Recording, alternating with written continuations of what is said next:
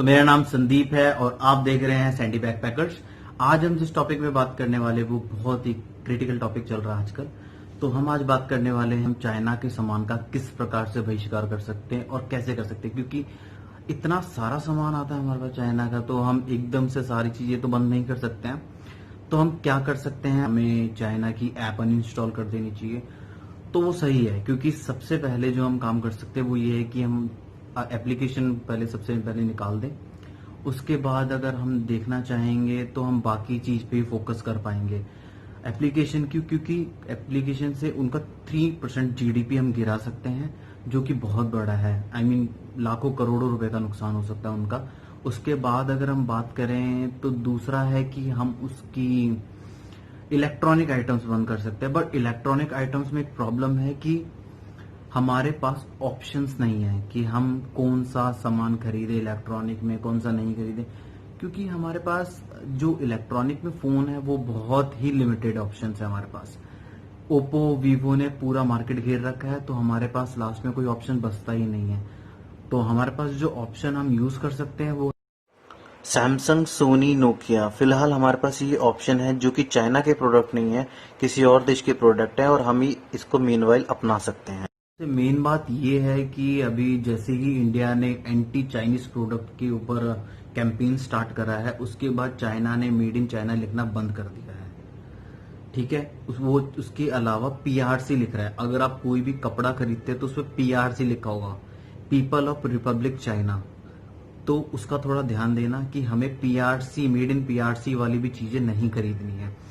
दूसरा, बहुत सारे ऐसे प्रोडक्ट होते हैं जिसपे बाहर लिखा ही नहीं होता कि ये मेड इन चाइना है या कौन सी कंट्री, कुछ नहीं लिखा रहता। जब तो आप प्रोडक्ट खोल देते हो तो उसके अंदर लिखा रहता है। अब अगर हमने प्रोडक्ट खोल दिया तो ऑब्वियसली बाद में पता चला कि वो चाइना का है, तो हम इसमें कुछ नहीं कर पाएंगे, हमें खरीदना ही पड़ेगा, क्योंकि ऑब्वियसली दुकानदार भी वापस क्यों लेगा खुला हुआ आइटम।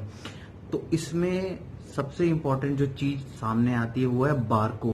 हम बारकोड के शुरू के 3 डिजिट को देख के पता लगा सकते हैं कि वो प्रोडक्ट किस कंट्री का है। 690 से 695 डिजिट के सभी प्रोडक्ट चाइना के हैं। वांगचुक ने बहुत ही अच्छा काम कर रहे हैं हमारे देश के लिए, और उन्होंने एक अच्छा कैंपेन स्टार्ट करा है जिसमें हमें एंटी चाइनीज मूवमेंट कैसे आगे बढ़ानी है, उसमें उन्होंने पूरा बताया। मैं छोटी सी उनकी क्लिप इसमें ऐड कर रहा हूँ, आप देख सकते हैं वो क्लिप।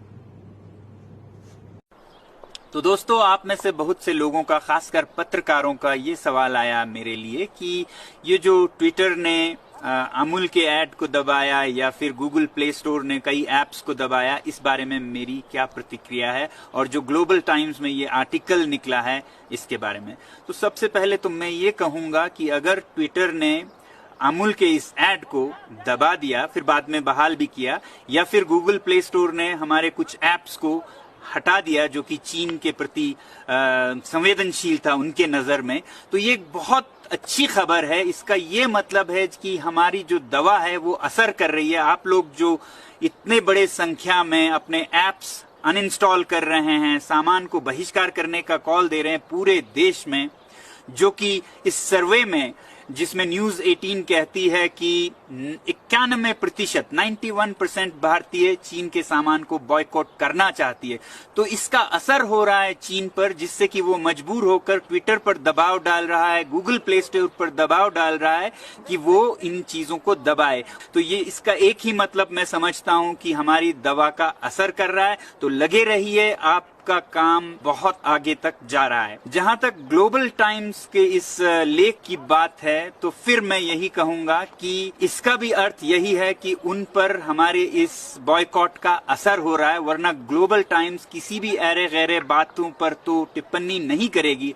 अगर वो ये टिप्पणी कर रही है कि भारत के लोग चीन के सामान के बिना तो रह ही नहीं सकते हैं, तो किसी वजह से कर रहे हैं। और मैं आप लोगों पर छोड़ता हूं, जवाब मैं नहीं, आप भारतीय जनता देंगे कि क्या आप लोग चीन के सामान के बिना रह सकते हैं या नहीं। क्या आपको इतनी आसक्ति है चीन के ऐप्स और सामान से कि सीमा पर जो जवान हमारे जान देने को निकले हैं, उनको जितनी तकलीफ हो, हमें अपने ऐप चाहिए, हमें अपने फोन चाहिए, ये आप जवाब देंगे चीन को। मेरी आपसे यही गुजारिश है कि असर हो रहा है, बस लगे रहिए।